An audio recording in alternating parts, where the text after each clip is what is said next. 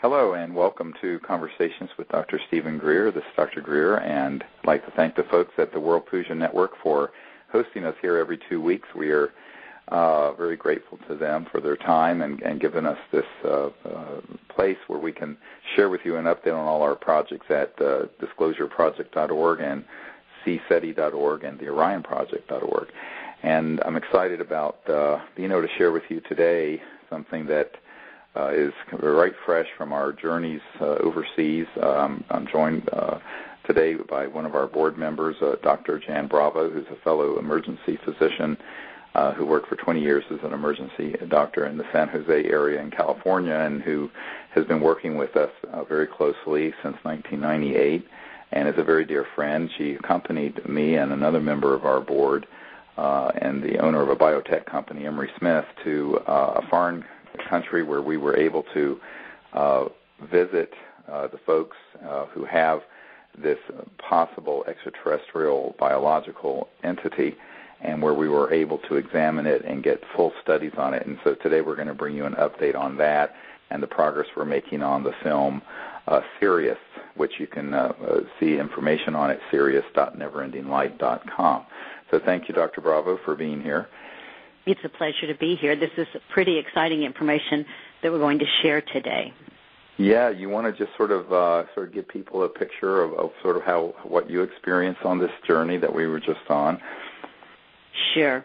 A few years ago, we first were contacted by the people who held this being, this finding, and asked to come evaluate it. Actually, you were, as a medical doctor and as the head of the Disclosure Project, and that's when we first saw this being. Over time, we have been able to locate geneticists, actually one of the top geneticists in the world, which when we first visited this person, we did not know this person. And I will say that a lot has changed in the field of investigation of genetics. And we now have someone with a state-of-the-art laboratory who will work with us and help determine if this being is an extraterrestrial biological entity. But we certainly have the best. Now, I will say that the tests have not been run yet, but previous initial evaluation, we do have some initial x-rays, and you and I examined the being. We were able to show pictures of the being, many shots of the being from our first trip, and all the information that we can get so far from those individuals who will be evaluating this being, this finding, is that this does not appear to be anything that they are aware of with all their mass experience that is a result of human genetics. Right. Well, the main thing also is that when we were there 3 years ago, I was struck by the fact that, number one, it was certainly not a hoax. It was an actual biological entity. It's a humanoid. It has a head, 2 arms, and 2 legs. It's only 6 or 7 inches long, thought to be either a very small child of a very small species or something along those lines.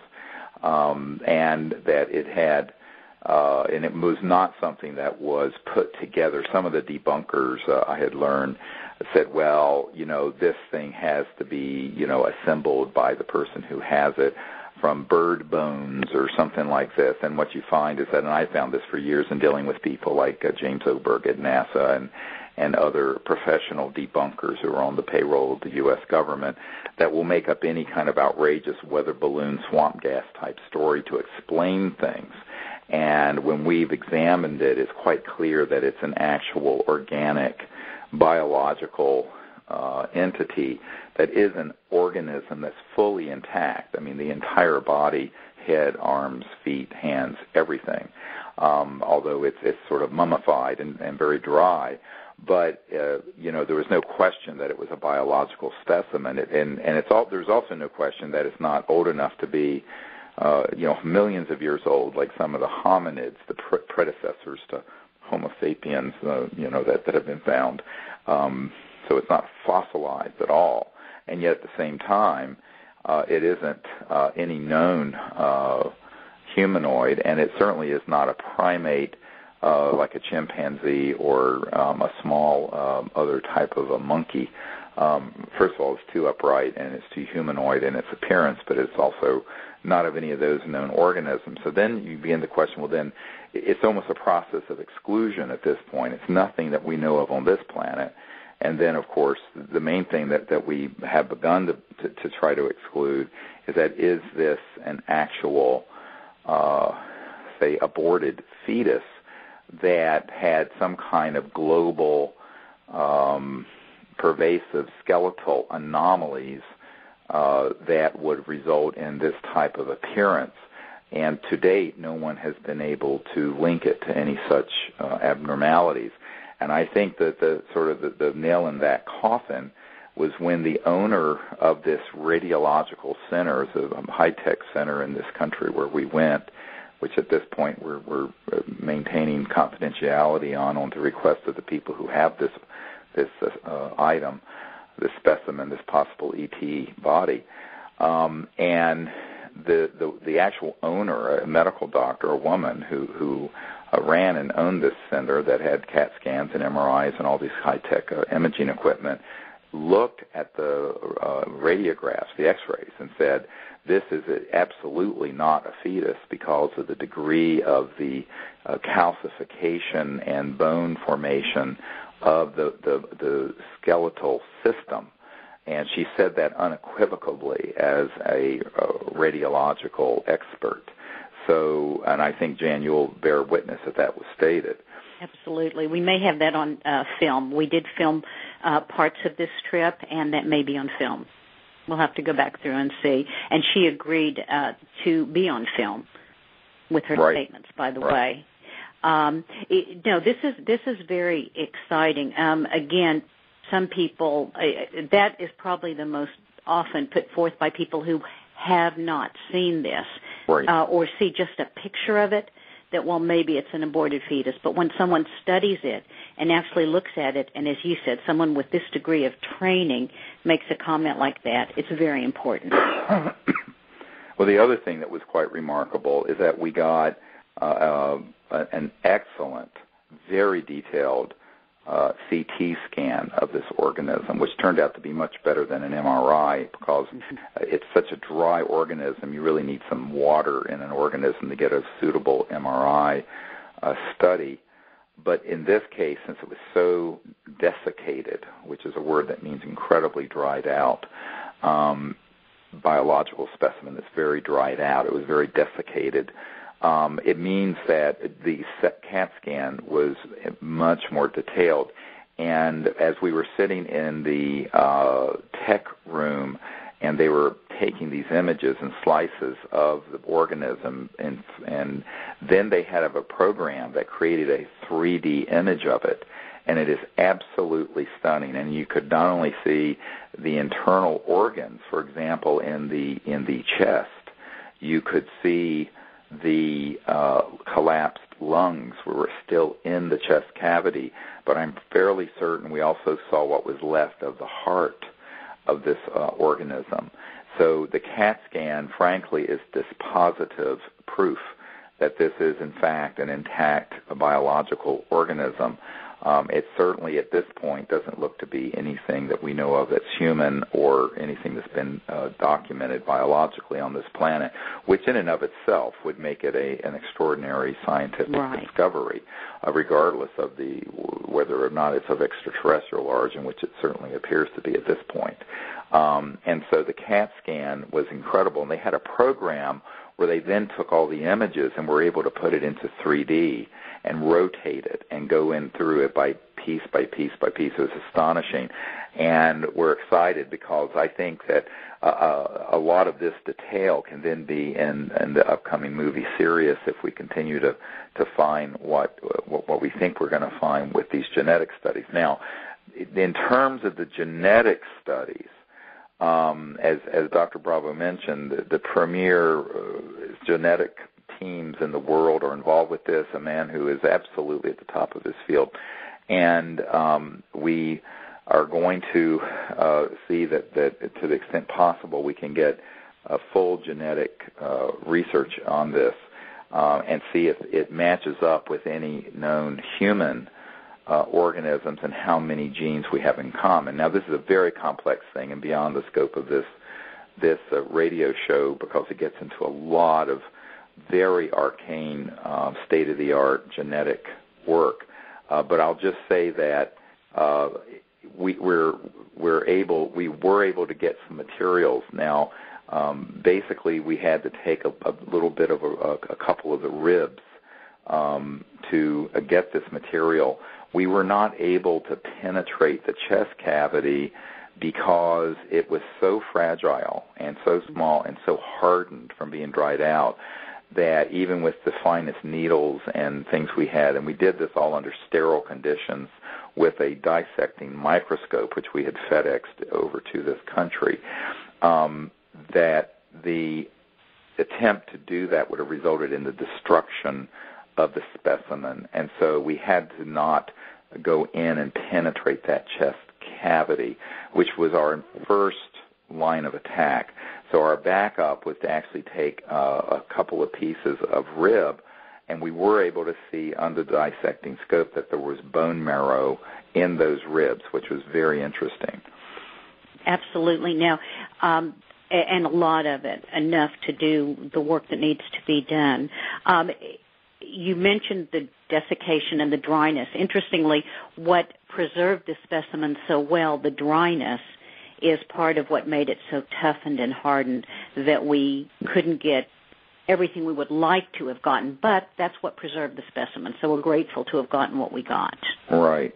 And we did this under, of course, as I mentioned, full sterile field procedures with sterile instruments and collection procedure, which Dr. Bravo and I and Emery Smith conducted. The owners of the people who have this specimen were just, of course, observing.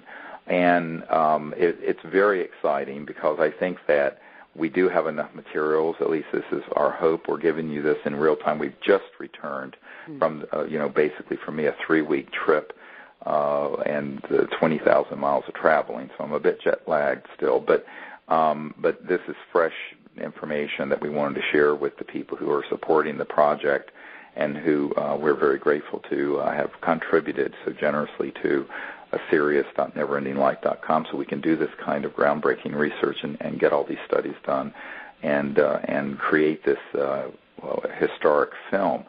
So that's what we found, and I think that I have to say that the people at this radiological center were a bit gobsmacked, to use a good British term, when they saw these X-rays, but then when they saw the CAT scan and went, my God, this is certainly not anything that looks human, but it's a humanoid, and you could actually see the internal organ structures and all the details of this body.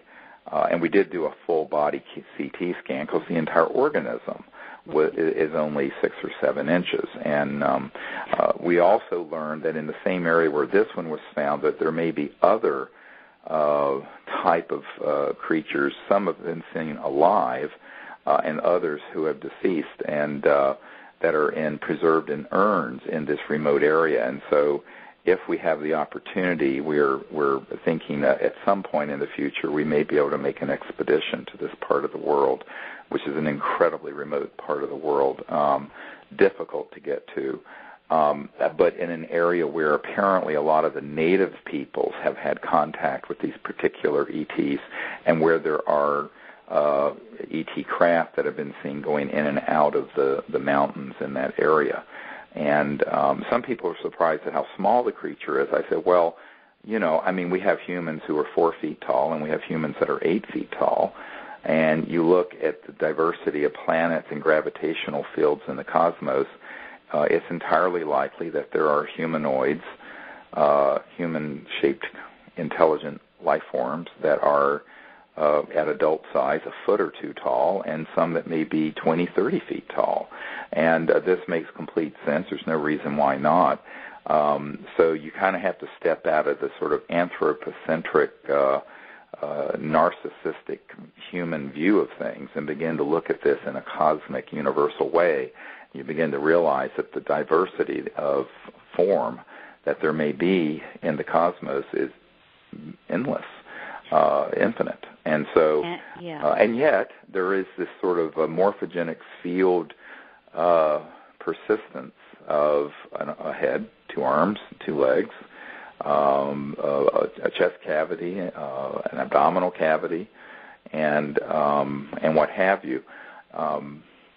From so far, one of the things that's going to be very interesting to see is when the team of medical doctors and PhD geneticists that are associated with this top Ivy League university are able to review not only the genetic material, but all these CT scans and X-rays, what they may come up with in terms of all the different anomalies that are present in this creature, both internally, which have never been seen before, because this particular creature has never been CAT scanned or MRI'd, and so I think it's going to be very interesting to hear their report. And of course, this is all in process. We don't have those results yet, and probably will not have for at least a month or so. So we're really racing the clock here in terms of getting this information that can get disclosed in this film serious. So this is why was something we dropped everything to do, and we were able to get there and back successfully and in one piece, and to that we're very grateful. Yeah, we were really amazed, first of all, at looking at the being, at how intact it was. But when we looked on the scan, it's amazing to see all the vertebrae throughout the spine, the limbs. The detail is amazing. This is extraordinarily well preserved, so they will have a lot to work with. It's not what's missing, it's what's there. And I will say that the people at the center commented that they have done scans of mummies before that have been brought to them, and this looks nothing like those. Right. Yeah, this is a unique situation, and the people who will try to debunk it as something that was assembled out of other parts, or once you see the scan, it puts a lie to that immediately. This is no question. This is an intact, total intact creature. What it is, it's still pending, but it certainly. It probably at a certain point is going to be a process of exclusion. In other words, unless you had a database of genetic material from known extraterrestrial species, which I'm sure classified programs do have since we've been shooting their spacecraft down and collecting their dead bodies for 60 years.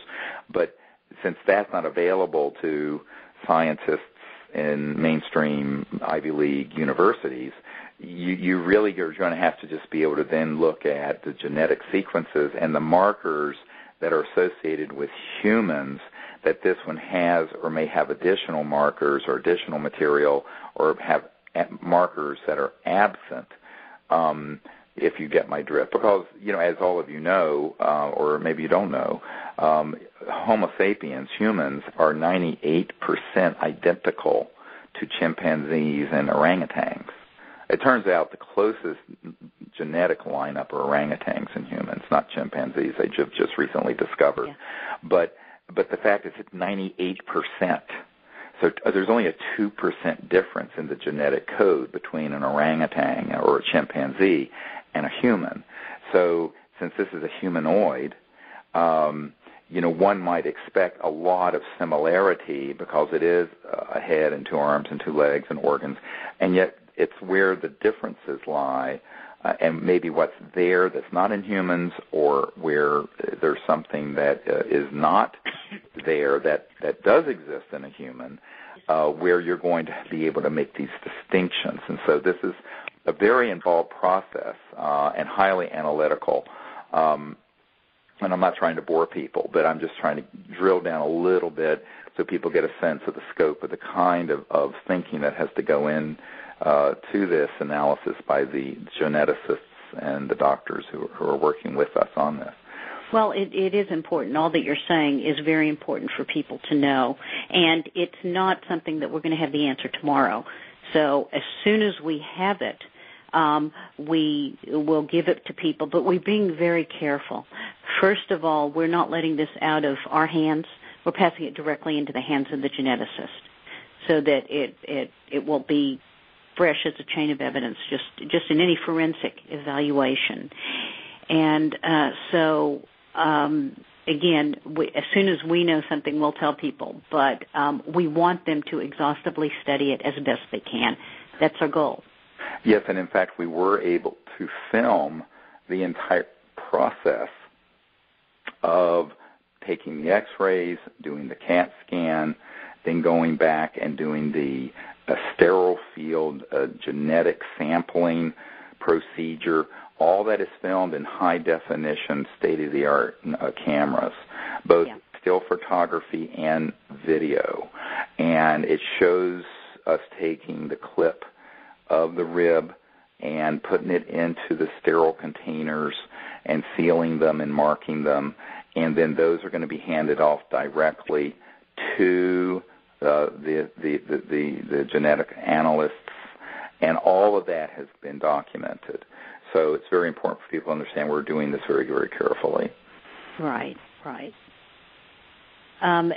We will say that the people that we're working with have taken good care of the specimen and are very excited to be having someone, they've had the specimen for some time, and they're very excited to have someone of your caliber really in charge of analyzing this, as I am. So we'll see where we go from here.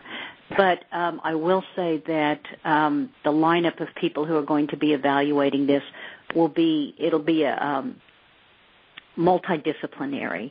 There are people who are specialists in bone structure, people are specialists in fetal abnormalities, just to make sure that it's not that. We are going to have a lot of people look at the results of this. It's not just going to be one person saying, this is it. And we're looking at it from all those points of view because we need to. So we believe that this is a very important finding. But we are not just going to limit. We're not going to limit the evaluation in any way. We're going to do what we can. Now, I will say that we were very careful. We took the material that we could get safely, but again, as you said, it was a very fragile, small specimen, and so we respected it as well. So we would like to do carbon dating if we can, but if we can add that to the genetic testing, we will. But again, there's a great deal that can be done with what we got, and we'll do everything that we can do. Yeah, we do have a world-renowned facility to do carbon dating lined up. There's a minimum amount of material they need, even with the most state-of-the-art. We're not sure we have that amount, so that's still to be determined. We could not take more material without disfiguring the creature, and we did not want to do that. So this is something we're not sure if the carbon dating will able to be done or not, because in terms of our triage and priority list, it was get the x-rays, get the CAT scan, see all the internal structures, and get a very detailed CAT scan of the creature, get enough material to do all the genetic studies we need, and then the last thing is if we do have enough of this material left over after the genetic studies, then we'll see if it's enough to do the carbon dating, and that is to be determined. We do not know yet. We do have a top-drawer team standing by at one of the world's most prestigious institutes that can do that with very, very, very small samples. But we just don't know if we'll have enough left over after we have to take what we have to from what we got for the genetic work. Right. Now, again, I'll say something that we've said before about this. Just in looking at the specimen, it's besides being well preserved, it's very well formed and symmetric, which is good as far as abnormality, as far as ruling out a lot of fetal abnormalities and syndromes. It's interesting because we've talked, and when we were there, if you remember, we were commenting again on how, on the differences from, even though it's humanoid, from the human form. The arms are longer. The shoulders are different. The whole physiological architecture of the shoulders, you see where they support longer arms. It's just fascinating to study, and I'm really excited for people to see this when it comes out. And in fact, on the CAT scan, they'll be able to see that very well. But there were so many things like this that we marveled at anew by seeing it 3 years later, right? Right, and not only that, but when you get the scan of the head and for one thing, the head would be, if you can look at yourself in a mirror, it's as if our heads would be as large as from your collarbone to your pelvis. That's how big the head is proportional to the body. It's amazing. Yeah. And what's even more amazing is what we call the cranial vault, which is the part of the head from your eye socket, your eyebrows upward. It's at least 3 or 4 times bigger than our cranial vault proportionally, as a proportion, which is also very interesting. But it's not deformed at all. No. It's also interesting because the head comes to a point at the top, and whereas we have a teeny little point at the back of our skulls called the occipital process, if you feel the back of your head. So it's and the eye socket, oh my goodness, the eye sockets and the orbit, what we call the orbit, which is where the eyeballs sit in, although the eyeballs are not in there, but it's a fascinating, a very, very different structure. Everything about this creature is very different from a human, and yet it's symmetrical, so it's not like it's some grotesquely deformed thing. It's perfectly symmetrical being, except for the trauma, because it was hit on the side of the head, and back behind the right ear, there is a caved-in area, and you can see that the head it was sort of hit, and the jaw and the head was torqued and twisted because of the blow. And on the right side of the creature's arm, there was a fracture that went all the way through what would be the upper arm or the humerus, and it was through and through a fracture. So there was trauma, and apparently, I mean, my own feeling about it is that I think this creature subsequently died of the trauma, although we're not sure if it was immediately after the trauma or not, because there's some evidence that the wound on the arm had begun to recalcify, which would indicate some healing process and not an immediate death. So there's a lot of information from our study this time that we did not get 3 years ago, and so it's very exciting. The other thing is that genetic science and processes and what's possible today, and at a reasonable cost. I mean, the work we're doing now would probably have been $1 million to $2 million 3 years ago, and now we're going to be able to do it because of technology's advances and the fact that we have this world-renowned team doing it pro bono for us. I mean, this is a real gift, and to which we're very, very grateful to these people. Yeah. There's still a lot of cost associated with it, but their portion is amazing. Yeah, their portion's amazing, and there's still a lot of costs that we've had to incur just out of pocket. I want to remind people, Dr. Bravo and I and the other people working on this are all doing this for free and without payment. So, the funds that you're giving, and basically if you give $10 to serious.neverendinglight.com in terms of the work that's being done with that $10, it's like as if you gave $1,000 or $100 certainly. So it's at least 10 to 1. And I point that out just because of the kinds of people who support disclosure, peaceful contact, bringing out this information.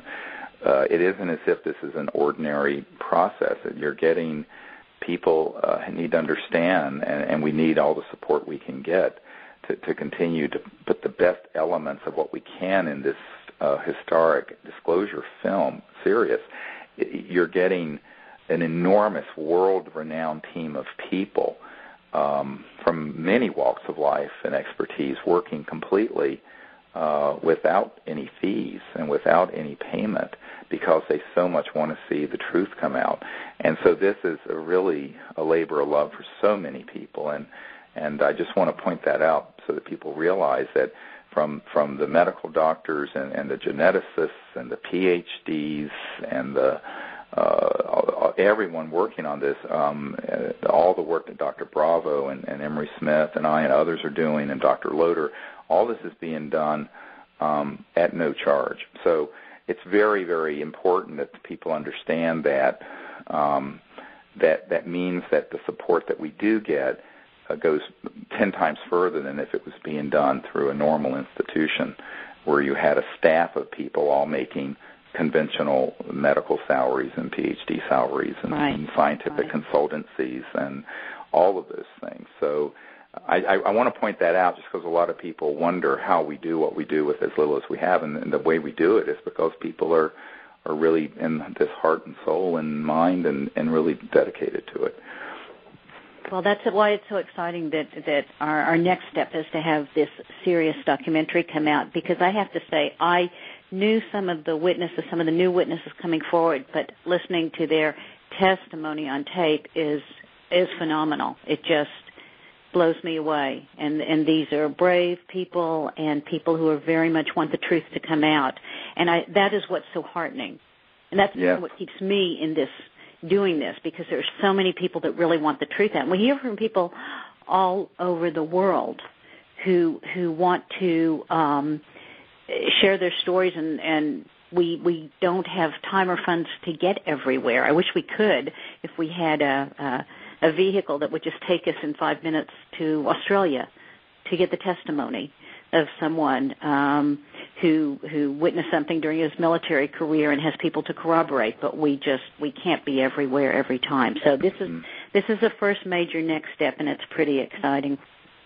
Yes, I was reading recently where a few years ago there was, I think it was Smithsonian or one of these organizations raised and spent $5 million to send a team of people out to get at least one photograph of the giant squid in the ocean in its own natural environment, not a dead one that had washed up on shore.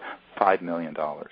Now, you have to understand everything we're doing is with about 5% of that, and we're talking about the most explosive technologies, the most important disclosure in the history of the human race that we're doing with 5% of what was spent to get one photograph of a giant squid in its natural environment.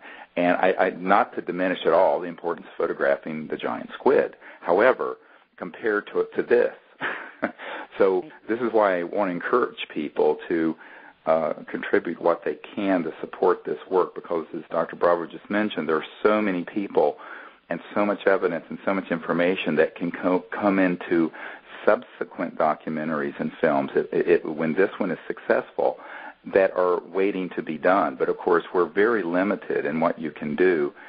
You have to understand, if you're doing a 30-second commercial for McDonald's or Nike, you're going to spend more than $250,000 to produce that. The entire budget we have for this documentary would be a 30-second spot for a tennis shoe. So, we're trying to do what we can with what we have, but obviously the more resources we have, the more we can include the higher quality of all the material. And more importantly, we have so much good material that's already been filmed and that we have, but getting it out to the world.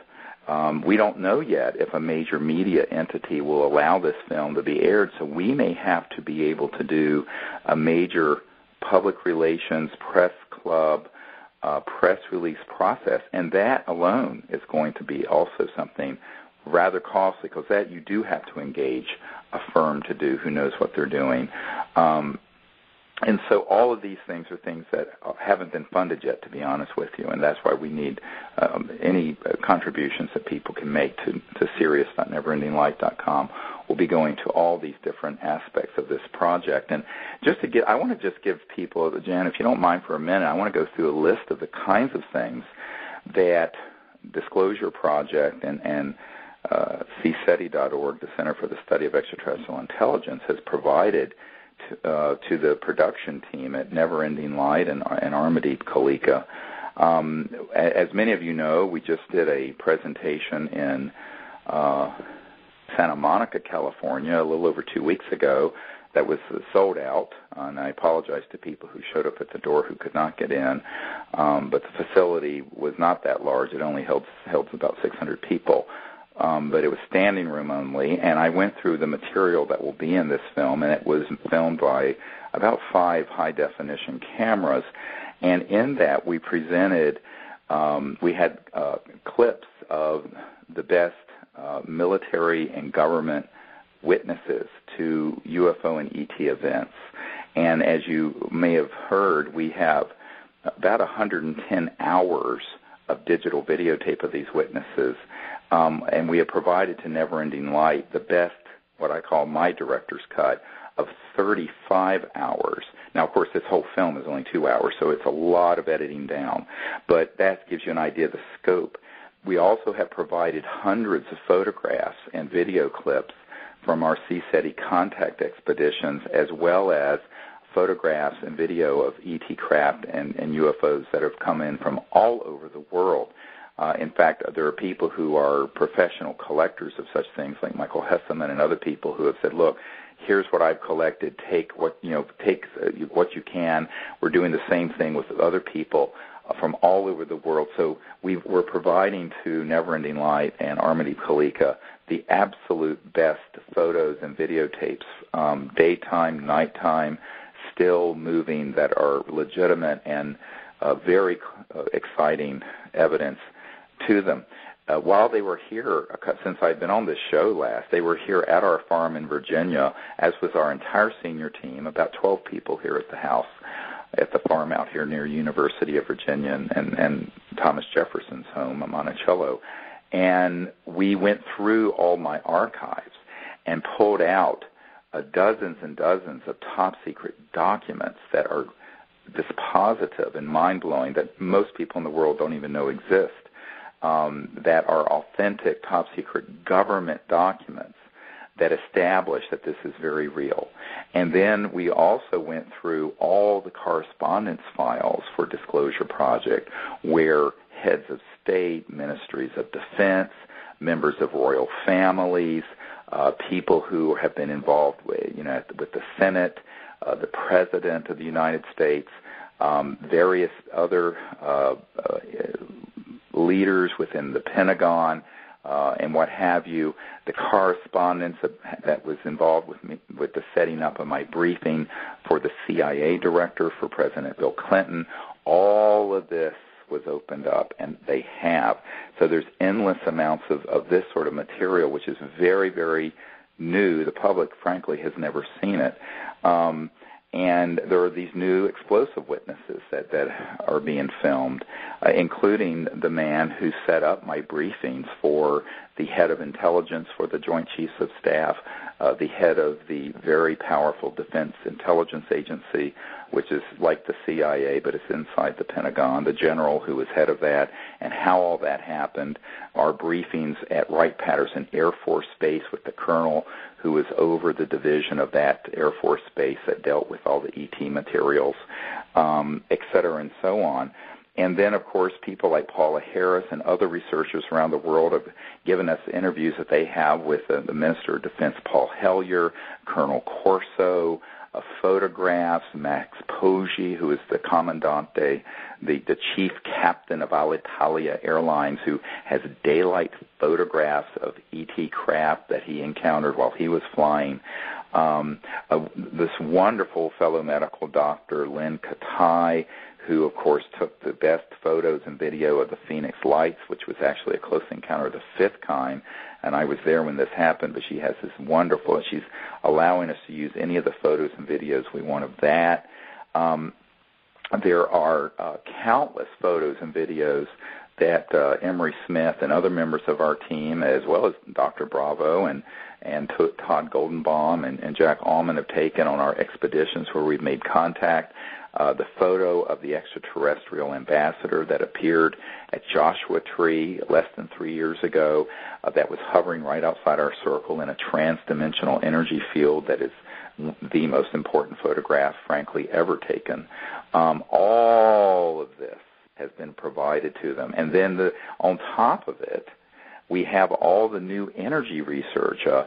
Tony Craddock, who is the world's premier collector of information on the history of new energy devices going back to the late 1800s, working with Dr. Ted Loder, have put together the photos and images and documents and information about free energy and anti-gravity research going back nearly 100 years in different archives and files. This has been provided to Mr. Kalika, Never Ending Light.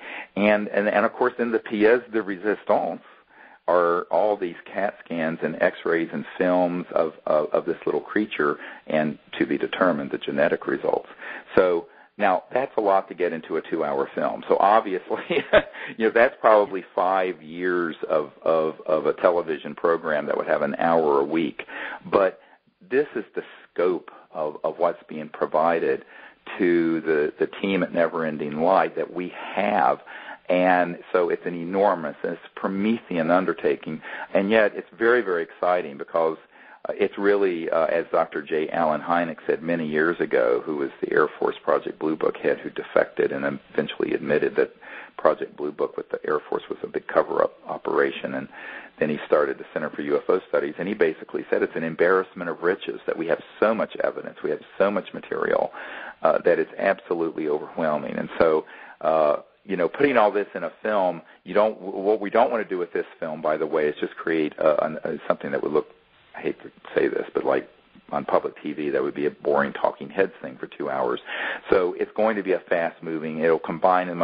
But what we want to do, if we have the funding, and I hope people listen carefully, we need a really good web architect, not designer, architect. If you're listening and you're a techie, you know what I'm talking about. Because what we really want to do is create one website that has all the information from the Orion Project, CSETI.org, DisclosureProject.org, and this new film in one website where it's well organized, because everything we have created on the web right now has just been through volunteer efforts, and it's as good as we can do because it's all been pro bono, free work. But we really are looking for someone who can help us do a very professional, probably the best and most complex website in the world that has all this material, because in this 2-hour movie there will be some minutes of these top-secret witnesses and documents. But what we would like to be able to do is to have this film series go out to the world, to people who don't know anything about this subject. Because we're not creating this to preach to the choir. We're doing it to educate the entire planet. But then they could go to this website and click a button where it'd have an icon for top-secret witness testimony, and then would come up dozens and dozens and dozens of people with their testimonies that they could click and then view and listen to. See what I'm saying? But organizing and creating that is in itself a massive undertaking. But we need help with that. So if there's anyone listening who has that skill set, we need you to be involved like 2 months ago. So so that's something we really do want to do. And so I tell people this film series, I hope, will be like a portal where you go into the film and you get a sense of the scope of the subject, and then you can go to this website, and there will be document after document after document, photo after photo after photo, video after video after video, all the details and reports and genetic analysis on this being, all the different top-secret witness military materials that will be there with the complete interviews that I've already created in this 35-hour summary from the 110 hours that we have, and on and on and on and on. And so you can see the scope of this. I mean, it would be a very large undertaking, but it would create this virtual extraterrestrial library that deals with contact, consciousness, extraterrestrial intelligence, disclosure, and all the new energy sciences, all under one roof. So that's something, it's an ambitious undertaking, obviously, and I'm sure there are people who would spend millions of dollars just to create such a thing.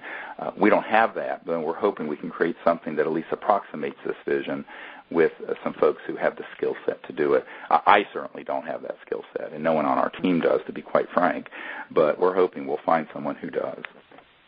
Right, and the good news is we really want to get, as you said, we do have an embarrassment of riches. You have so much information you've compiled over the years, and that we have, but there's just been no way to put it out there. But this vision, that you've just put out is a way to get it out there. So that's pretty exciting. We want everyone to know everything we do. And so it's hopefully something that's going to happen. But I think you've just laid out the plan there that should be pretty exciting for most folks who keep asking us, tell us more, tell us more. Well, this is the plan, and also a series of premieres. You know, a lot of people said, when will the premiere be, and all this. Well, we really don't know. I mean, obviously, this is early October. We're still in full production. The film hopefully will be finished sometime in December. So hopefully early next year we'll be able to get it under a wrap and begin to announce and look at a premiere. But keep in mind that's something else. This is not being done by Fox Studios or Steven Spielberg. So even to engage a suitable premiere location and get that so that the public knows it's happening can cost a great deal of funds. So again, since we don't have a normal production company or television network or movie studio behind this, this is all being done by us with what we've got. And so to the extent that people can help us, that's going to really open doors. And in fact, if people who are listening have contacts in the world of publicity, distribution, what have you, serious help. I know anyone can slap something up on YouTube, but I'm talking about really moving this in a first-class way to the front of human awareness from the point of view of publicity, PR, and all of that. That's something we'll need help with. And we have identified some folks who will help us with that, but they work on a fee-for-service basis, and so that has to be, of course, paid for. Not everyone is as crazy as Dr. Bravo and I, who give up our medical careers to be doing this for free. But so some people actually do have to make a living. We certainly need to make a living as well. We're just sacrificing our income to do this. But most people, you really cannot expect a professional PR firm to do it pro bono. If there is a top drawer one out there that someone knows of who will do it pro bono, then by all means, let us know. But so far, the ones we've found are people who are very sincere and very interested, but they do have a fee associated with their services, and we'll have to raise those funds as well. So these are all things that we're looking to do, and to the extent that we can do it with the public support, we want to do it that way. One thing I want to just remind everyone, all of this has been what's called crowdfunded. And it means that the public has supported this, and it's actually one of the top crowdfunded documentaries in history right now. But all the other subsequent work that has to be done, we hope can be crowdfunded as well, because what we don't want to do is give up control over either the message or the film to some big corporate conglomerate that then ruins it. And so this has become the problem. I can tell you story after story of the people I've met with at ABC and Fox and the Wall Street Journal and major newspapers who begin to want to roll this information out, and someone from inside the intelligence community and inside their corporate structure comes to them and says, do not do this, and they black shelve the information. At one point, the executive producer of ABC News came out to my home, and I gave him this 35-hour cut as well as all these documents. And he went back to ABC News headquarters in New York, and he told me, look, I'm in charge of these shows like Primetime Live in 2020 and what have you, and I'm going to have this, this is the biggest story ever. I said, yes, it is. And a couple weeks later, he calls me up and says, Dr. Greer, they won't let me run with this story. And I said, really? Who are they? And he said, well, Dr. Greer, you know who they are. So I think the public has to be not naive about that. We have a lot of people contact me and say, hey, have you contacted the documentary section of CNN yet? I'm going, yeah, right.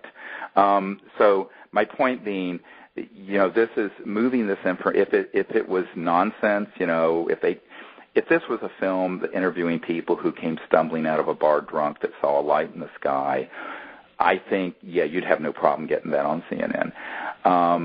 When Peter Jennings did that ABC special, I was involved with that from the day it was announced. They did not put one single top-secret military witness in there. They were interviewing people who had half their teeth missing and didn't come across well, and then they interviewed the debunkers who are professionally paid people shilling for the intelligence community, saying, oh, well, none of that was true that happened in Phoenix and with the Phoenix Lights, and none of that was true that happened here and there. So what you find is that with these big corporate media outfits, the truth always ends up on the editing room floor and gets cut out. And that's what we're trying to avoid. And this is why we're doing this as a publicly crowd-funded entity and project and film. And the distribution of it needs to be that way as well. But there are good people out there who can help us with an independent film like this or independent film festivals. Some of you listening may be connected to some of them. We have one member who's already talked to us about getting into West by Southwest in Austin and others. So, you know, anyone listening who can help us with all of that, please contact us also at disclosureproject.org, and we will follow up on the lead. That's one of the things that we want to be able to do. As you listen to all the material we have and that we've given to Never Ending Light and to this filmmaker, Armadeep Khalik and his team, what you find is that there's a potential here for not only this film, but this film could just be the pilot for a whole series of explosive exposés and information that would just continue to transform the world with the knowledge of contact, transdimensional technologies, higher states of consciousness, ET contact, new energy physics, anti-gravity physics. All of this is all in this same area that we're dealing with, and there's so much information, and it's so compelling and so mind-blowing that most people, when they come out and see what we have just laying around in boxes, their heads are swimming in circles. I know that the production team that Mr. Kalika has was just stunned as we went through box after box of material and film and images and documents and top secret material of all types, and all of this really needs to be made available to the world. But to get it out there, it's a big undertaking, and that's where all of you listening come in. And I want to thank all of you for your support that you've given so far. I mean, we've gone further than any other independent crowd-funded film has ever gone with this subject, and we hope to go even further. And it's all because all of you guys have just been wonderful at supporting the work. And I want to thank each and every one of you who have given so generously, and not just of your funds, but of your time, and also people who've sent us material or documents or photographs or what leads to information. All of that's been just invaluable and wonderful, and I want to thank everyone who's been helping.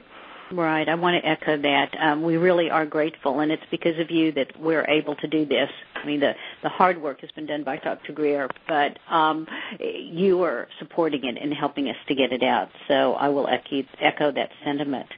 I want to get back for just a minute to this little being. And one other thing that I neglected to mention, and this is also very exciting, our team member, one of our team members, suggested that he knows a team that with this CAT scan, this full holographic CAT scan image, can probably make a representation of what this being looked like. And if it turns out that it's what we think it is, and this is turns out the genetics bear out what we believe, this will be fascinating, because with techniques today, with forensic techniques, they can show most probably artistically what this being looked like, because they have all the internal structure, and that's exciting. That's nice to know.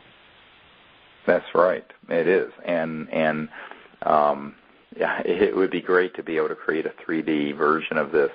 And a physical 3D version of this creature inside and out from the CAT scan, and I think the technology exists to do that. So,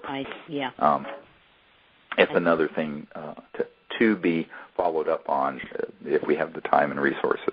There's a lot. And again, as he said, resources are important too. We're going to go, as he said, we triage, we do the most important things first, but we're going to do everything we possibly can to evaluate this being, and we're very much looking forward to getting you the results when we have them, when they come back. Indeed. Well, we're about out of time. I want to thank Dr. Jan Bravo for her invaluable assistance and friendship. And boy, the work of traveling all over the world doing this has been quite an undertaking. But thank you, Jan, and also Emery Smith, who accompanied me to this distant land to do this study. I mean, we were on jets for over 20 hours, but it was worth it. And I think also I'd like to again thank all the folks who've contributed to the project and to continue to support us at serious.neverendinglight.com. So until next time, folks at the World Puja Network, I appreciate your help and support. And all the rest of you, hope to see all of you soon somewhere out under the stars. Have a good day. Bye-bye.